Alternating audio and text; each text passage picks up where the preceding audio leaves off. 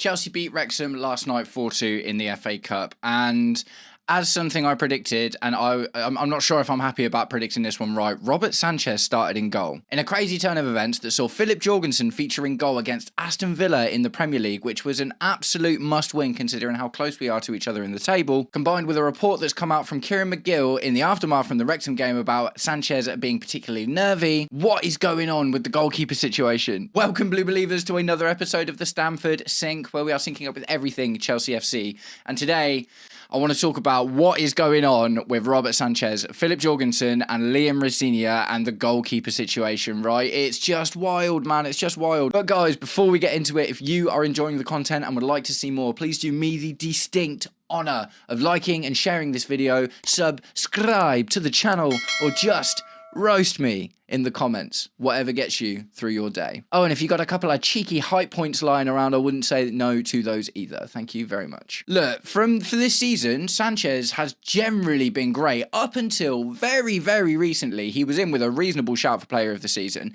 I think inevitably João Pedro is going to get that right, because João Pedro has just gone on this unbelievable run of form since Liam Rosinia came in.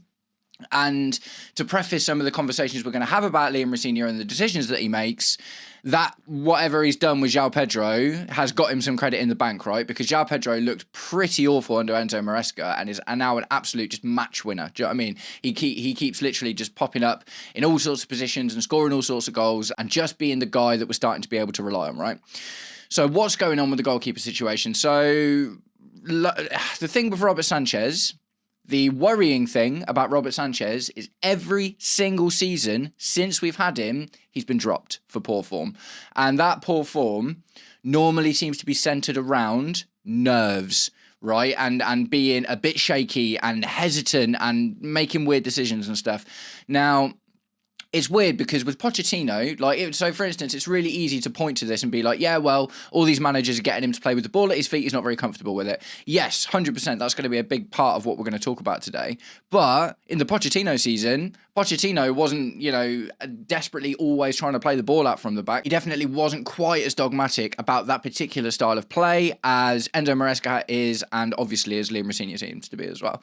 And in the Pochettino season, Robert Sanchez was dropped for for the majority of the rest of the season, the back end of the season, in favour of, what was his name? Jordi Petrovic, right? God, I've forgotten him already. And a lot of people were calling for Jordi Petrovic to come in for Robert Sanchez in the next season after Pochettino left and Maresca came in. But Maresca came in and decided to keep Sanchez, I think, because Jordi Petrovic wasn't good enough at playing with the ball at his feet. And later through the season, last season, right, Robert Sanchez made 5 errors leading to goals, and that was a league high. Absolutely nuts, and he ended up getting dropped for a spell in favour of Jordi Petrovic. There was this whole situation where in one of the games, Robert Sanchez, I can't remember who it was against. I think it might have been Ipswich. It was definitely a team that we 100% should have been beating. And Robert Sanchez had the ball and knew that he'd been told to play it short, but was wrestling. You could see the internal struggle. He was wrestling with himself about whether to play it long or short. He played it long. We conceded a goal. I think it was the press conference leading up to that game, or at least in one not very long before it, sorry, Enzo Maresca had basically come out and said, if anyone plays the ball long instead of short, they're getting dropped. Like, he was just brutal. Do you know what I mean? He just comes out and he's just like, yeah, play how I want to play or you're getting dropped. After that, Sanchez ended up getting dropped for Filip Jorgensen for a little while. And Filip Jorgensen has not been able to keep that spot his own and maintain it and stuff. And this season, Sanchez has been great, and that kind of came towards the back of the last season as well, because after that time that Sanchez didn't know what to do and he went long instead, Maresca changed his tactics, right, and made less emphasis on playing the goalkeeper playing with the ball at his feet, trying to build up from the back, and allowed long balls to become a much bigger part of our game, and ultimately, for the most part, that did us quite well. Sanchez under Maresca this season was good and has been bailing us out of games. His shot-stopping ability really, really, really good. And ultimately, it's only recently again that we've started seeing this Sanchez that is a bit nervy and a bit scary and whatever. And that is basically since Liam Rosinia's come in, because Liam Rosinia has come in and been like, I want you to play with the ball at your feet. He tried it in our first game against Arsenal, and we started to see that nervy bozo Sanchez again. Do you know what I mean? And all of us, we're making mistakes and stuff, and it's bad. So Liam Rosinia changes the tactic again to allow Sanchez to play as he's more comfortable, and automatically it seemed to make a big difference. But what we're seeing right now is Liam Rosenior still seems to be trying to get Sanchez to play that way right now. He is prioritising the goalkeeper playing with the ball at his feet over what is the best thing for each guy in your squad, right? So rather than, making our game plan, even just for the rest of the season, play to Rob Sanchez's strengths and try to make sure that he's not feeling nervous and he's not anxious about it, he's still going in with playing at the ball at his feet. And what has happened, Rob Sanchez has, made some mistakes and stuff. Against Arsenal, we conceded 2 corners. That wasn't even necessarily about playing with the ball at his feet, but it is just about when Sanchez is being asked to play this way, he is kind of always just feeling nervous and anxious. So even if the errors that are being made or the bad goalkeeping or the things that he maybe should be a little bit more on top of aren't related to playing with the ball at his feet, having to play with the ball at his feet seems to be just bringing back this like PTSD of nerves for him. And it's really difficult, man, because like I say, as a fan, you would assume the best thing to do is to play Rob Sanchez as Rob Sanchez plays well, and get us through to the end of the season, get the results that we need. But Liam Rosenior, for one reason or another, doesn't seem to be doing that and seems to be wanting to really get this team to play in this certain way, building up from the goalkeeper being an auxiliary centre-back. When Filip Jorgensen came into the Aston Villa game, he didn't have an unbelievable performance, but he obviously was much better in those respects, right? So Sanchez, easily much better shot stopper than Filip Jorgensen, but Filip Jorgensen isn't a bag of nerves, do you know what I mean? And this nerves thing is something that Kieran McGill pointed out in his review of the Daily Mail, right? Because he mentioned that obviously Sanchez was nervy and, obviously conceding from corners and stuff in the Arsenal game. Filip Jorgensen got the start against Aston Villa. Sanchez comes back into the Wrexham game today with 3 centre-backs in front of him, which I would have thought probably would have made playing like that a bit easier because you've got so many more people to pass to. And the goal, look, man, I've thought about it. I've sort of I've watched the highlights and stuff. I feel like Sanchez was at fault for that goal yesterday because we don't have the 3 centre-backs we had on the pitch weren't particularly fast, right? Sanchez come out to hunt the ball down, but hesitated, stopped and tried to backtrack, which gave the Wrexham striker time to put the ball past him. Do you know what I mean? It wasn't playing with the ball at his feet that was the problem, but it was the hesitation in that moment that led Sanchez to make a mistake that conceded us a goal. So Sanchez, across all competitions this season, has made 2 errors leading to goal, which is a lot better than last season, which was 5. Like I said, that was a league high. And look, so in my match prediction, I put Sanchez in this game, and I said I wasn't really sure. It could have been Jorgensen again, do you know what I mean? But ultimately, the fact that we saw Sanchez in there, what this leads me to believe and think about is that Filip Jorgensen is almost definitely going to play against PSG. I just feel like Jorgensen might be our starting keeper for the rest of the season now, and this seems a little bit wild. So what I'm doing, guys, is I really want to have a conversation and to talk to you guys about how you feel about this.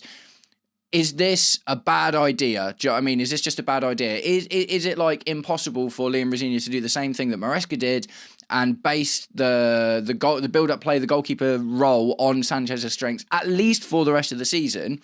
And then maybe we're looking at Robin Roofs from Sunderland, where we've got Mike Penders, who plays that way really, really well. He's the best passer with the ball at his feet, 100% out of all the goalkeepers that are on our books. Do we just wait until next season to start implementing that now, especially when we're in, we're getting into the latter stages of the Champions League. We've just got through to the next, stage of the FA Cup, and we are in the dire straits of making sure that we can try and get Champions League football next season. So I am concerned, basically. This is just a whole video just for me to talk about how concerned I am about this situation with the goalkeeper, and I don't know if it's the right thing or not. And time will tell at the end of the day. Look, Filip Jorgensen was reasonably fine against Aston Villa. Do you know what I mean? He didn't have an absolutely outstanding performance, but he was confident, and he made good saves and made good decisions, and he was a good enough goalkeeper in that game. Do you know what I mean? I think he got a 6.7 or something on SofaScore for that game, so it wasn't a bad performance at all. But what you did instantly see is he's so much more comfortable coming out and being an auxiliary centre-back. He's so much more comfortable, and he doesn't seem to have these mad hesitation moments that Sanchez has as well. So yeah, this is basically the crux of the conversation that I want to have today, man, is Robert Sanchez long term. Look, Sanchez is gone, I think, unfortunately. And as good as Sanchez has been this season, you can't have a goalkeeper at this level that we want to achieve who is so prone to these bouts of nervousness, right? And look, I don't know, man. Maybe it's the pressure, maybe it's the ball with his feet thing, whatever, but we've seen it 3 times now. This is the 3rd season running where Sanchez has been dropped for big and important games because of nerves, errors, hesitation, and mistakes.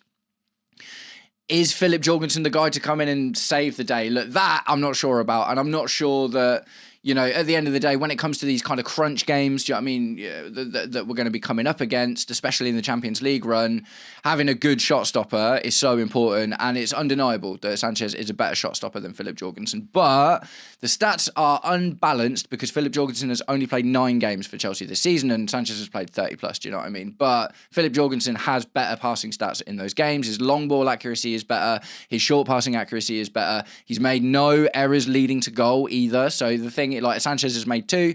Now, like I say, it's a bit unbalanced because Sanchez has played so many more games, so obviously there's been a lot more opportunity for him to make errors. Even David Raya of Arsenal has made 1 error leading to goal this season, do you know what I mean? So even the best keeper in the league does make the odd mistake here and there. But Filip Jorgensen, in all of the games that he's played, it's like 3 in the Prem, 3 in the League Cup, 1 in the Champions League, like no errors leading to goal at all. Do you know what I mean? And he's looked shaky, but you know, largely that's probably been down to the fact that he just hasn't been getting played very much, and he's been here for 2 seasons now. So guys, what do you think? What do we think? Robert Sanchez, Kieran McGill says that he's a bag of nerves, and that is worrying, isn't it? Like, do we feel the best thing to do would be to put Robert Sanchez back in goal, but change the style of play to what he's more comfortable with to try and see us out through the rest of the season? Or is the right thing to do what it looks like Liam Rosenior is doing? Now, I could be wrong. Look, if Sanchez starts against PSG, all right, okay, fair, something's changed behind the scenes. But it just doesn't look like it, does it? Because you would have thought if Sanchez... I don't know, man. I don't know. I really don't know. And especially based off of his performance against Wrexham yesterday. Do you know what I mean? It's like when we come up against PSG, some of the best attackers in the world. Do you know what I mean? If Sanchez finds himself... I mean, I don't think we'll play a 3 at the back or whatever, but if Sanchez finds himself in the same situation against PSG as we did against Wrexham and hesitates for an instant... they'll score. Do you know what I mean? They'll put goals past us. They've got great attackers. They're not having the best season ever, don't get me wrong. But in that situation against PSG, we're conceding a goal, aren't we? So, like, do you know what I mean? The mind boggles. I literally can't even figure it out. I just think it's such a weird situation that we found ourselves in. The goalkeeping situation at Chelsea has been chaos for years now. Do you know what I mean? Ever since Courtois left, and we got Kepa in, and he wasn't good enough. And then we got Edouard Mendy, and he was brilliant and won us the Champions League, and then all of a sudden completely dropped off a cliff. And Kepa came back in, and then we get Sanchez, and you know, then we've got Jordi Petrovic, and Sanchez gets dropped, Jordi Petrovic comes back in, and then Sanchez gets the spot again, Jordi Petrovic goes, Filip Jorgensen comes in, Sanchez gets dropped for a period of games last season, ends up coming back in when Maresca changes his tactics. Sanchez has been the number 1 goalkeeper for the majority of this season. Jordi Petrovic has had 1 foot out of the door. Filip Jorgensen, Filip Jorgensen has had 1 foot out of the door for the majority of this season. He tried to get a move in January. He wants to play for Denmark. He's annoyed that he's not playing enough. There have been rumours and things coming out, circulating, saying that Filip Jorgensen absolutely not happy with the situation. And here we are, Filip Jorgensen playing the Aston Villa game, man. That is the big, really telling thing for me, right? The huge telling thing is that Filip Jorgensen, you stop doing that. Filip Jorgensen played against Aston Villa and played well, and then Sanchez plays against Wrexham and doesn't play particularly well. Do you know what I mean? I think it's telling. It's telling. Do you not think? So look, whatever happens next season, I have a feeling that Sanchez is gone. And I have a feeling that Filip Jorgensen might go as well. Do you know what I mean? Because Filip Jorgensen hasn't proven beyond reasonable doubt that he's 100% good enough to be our number 1 goalkeeper, of course. And I think Mike Penders, having played so much more last season, would have a better shot. And like I say, there is all of this noise about Robin Roofs, which has resurfaced again, potentially 50 million from Sunderland. He is definitely a lot more in the mould of that kind of goalkeeper who will be an auxiliary centre-back, and he's much better at playing with the ball at his feet, albeit in a Sunderland team. Do you know what I mean? So, you know, I did a little stats comparison a little while ago, and albeit in a Sunderland team that aren't exactly playing with the ball at the, playing the ball out from the back, and he's not playing the ball at his feet as much, he has better passing stats than Robert Sanchez does, and his heat map suggests that he's generally got a much wider spread of where he's able to be and makes himself available to be part of the defensive unit in build-up for Sunderland as well. So guys, I'm going to keep this as a relatively short one today.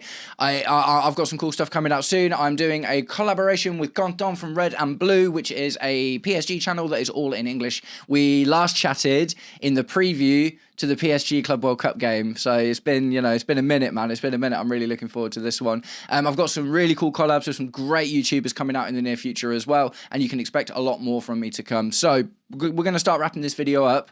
I want to ask the question, and I really, really want to know what you guys think in the comments about it. Is this the right thing to do? Is Filip Jorgensen going to start against PSG? And if he does, is that absolutely mental? Is it wild?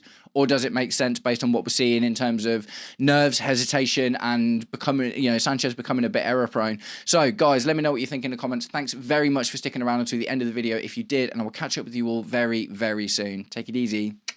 Peace.